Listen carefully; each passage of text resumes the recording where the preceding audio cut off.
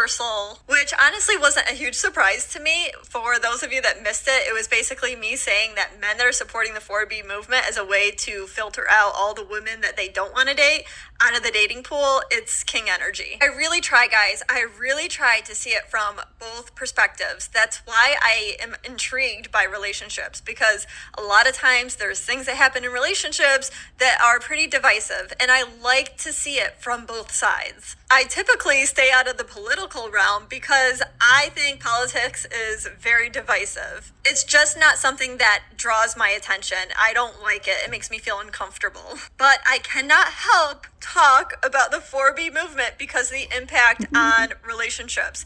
And in my opinion, it just really looks like one group of people are having a little bit of a tantrum. One of my TikToks a few TikToks ago was apparently a little... That's Emily King again, my one of my favorite YouTube content creators, talking about the 4B movement, and I thought I would come back to this just because it is blown up so much on both YouTube and TikTok. And yes, it's true, a lot of us are rooting them on. You know, we want them out of the dating pool. These types of women who, and Emily mentioned the political aspects of this, but again, that's something that is neither here nor there as far as I'm concerned. But as far as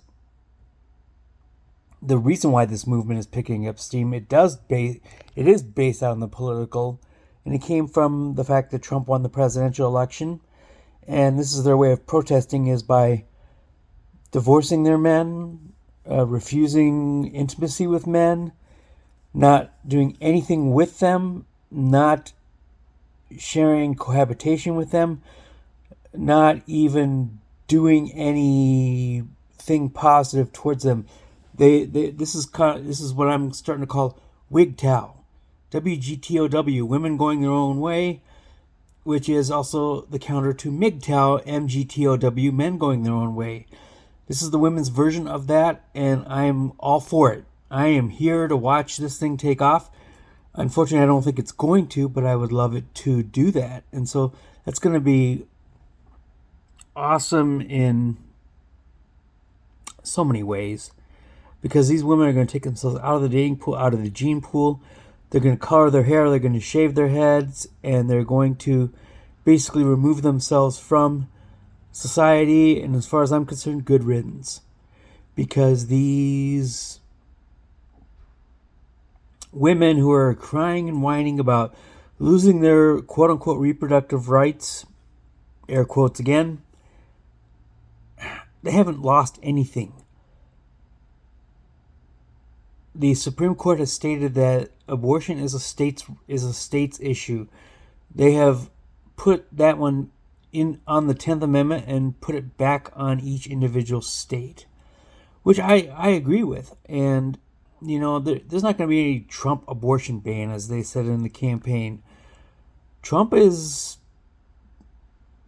kind of straddling a fine line on this one, but by deferring to the states, which I believe is a constitutionally solid stance to take on this. As I said before, I live in Minnesota. You can have all the abortions that you want. Now, if you do that, and I'm going to imagine that you're going to probably be in a lot of severe pain. If you have all of the abortions that you want, it would require a lot of sleeping around. And for these women who are part of this 4G movement, it would result in them breaking their own vows and oath to this particular movement. And I'm going to say right now that it would make them hypocritical. But they would solve the abortion issue by following through with this if they're actually serious. And I'm sure a lot of them are not. But if it is serious, then they're going to solve the problem themselves by not being a 304, not sleeping with every man that comes walking by, and therefore not getting pregnant. And so that is a boost, I think, to the overall scene. And I will say that this 4B movement, I think, is a passing fad. I think a year from now we're not going to really be hearing about it, but I would really, really love it if it did, if it really did take off, because these women taking themselves out of the dating and the gene pool, I think would be a massive boost. Particularly in the United States, where birth rates are at some of their lowest rates since World War II. And I think that's not a very promising situation for the country, because if you're talking about population decline, you're also going to be talking about economic decline. And so the faster we get these women out of the gene pool, the better off we're going to be. You're going to have a lot more conservative women producing the children, and that is going to, for lack of a better word, boost our fortunes. And so I'm just going to stop at that one for today. I wanted to just add a part 2 to this, because this has become such a phenomenon on social media, and I thought I would address it again. And I thought I would bring Emily and her audio in on this one. She's really good at this, and I appreciate her viewpoints, always will. So I will talk to you guys later.